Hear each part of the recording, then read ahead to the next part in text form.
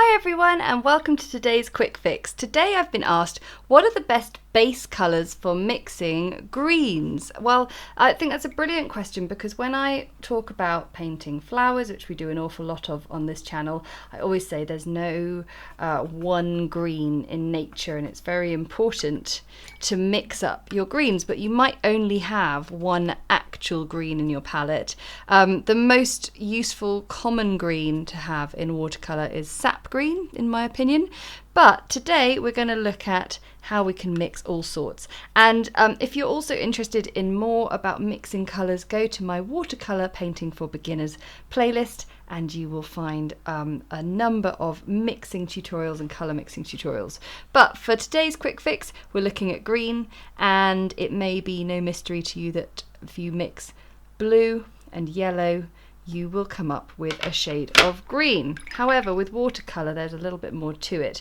But because yellow and blue, although they're primary colours, and this is a cadmium yellow, which is a strong yellow, the yellow is still the lighter colour, and we are going to find that the blue will quite easily dominate that yellow. I've got cobalt blue deep here. So we start with quite a lot of yellow and just gradually get that blue involved. Now if we just swish the brush a little bit, suddenly there's a green in there, lurking in there. So essentially the basics are mixing a green from blue and yellow is the obvious starting point. However, when you're looking at yellow, well, you could also be looking at what's either side yellow in the colour spectrum wheel. You've got ochres, you've got oranges on one side going towards the browns, and then you've got actually some quite sort of zesty lemony yellows, sap greeny kind of greeny yellows. And then for blues, you could go off into the sort of purpley pinky sphere, or you could go off into the greys and blacks. So, for example, if I took Payne's Grey, a very deep dark colour, so we'd want to sort of just lighten that up a little bit, and took yellow, well, we're going to get a very, very murky grey green, but we are going to get a green. If we took more of a turquoisey blue and mixed it with cadmium yellow, keep my brush, try and keep that clean as possible as well, so I'm doing this. In it comes, well, a much more vibrant and zesty green. It feels like whatever the blue cold tone coming in is really going to dictate the type of green you get from mixing it with your cadmium yellow. So what I would say for this quick fix today is gather together all those colours that you've got lurking along the blue spectrum and try each of them out with the same yellow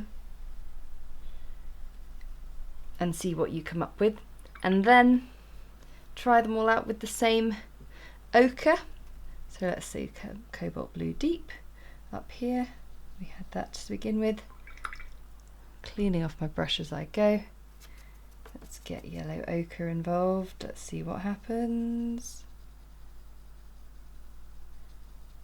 So that, even though we'd hardly call it a green, it is on the very sort of khaki spectrum of the green palette, because you can see just through all these ones there is green lurking there, even though it is very subtle. So yellow ochre, Payne's Grey, here we go, and we go.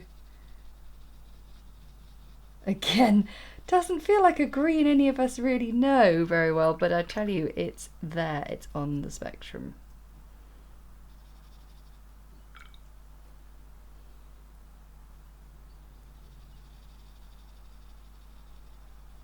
Well, that's quite an interesting green. There's something quite nice and sort of turquoisey tealy about that. And then let's try yellow ochre with cobalt turquoise. Here it comes.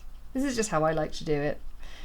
And there we go. So these are just 2 examples of 2 of the yellows in my palette, mixing with 4 of the bluey shades, just giving us all sorts of interesting green tones if you don't already have lots of greens in your palette. So the base colours for mixing green is a blue and a yellow, but of course that can cover all sorts of shades.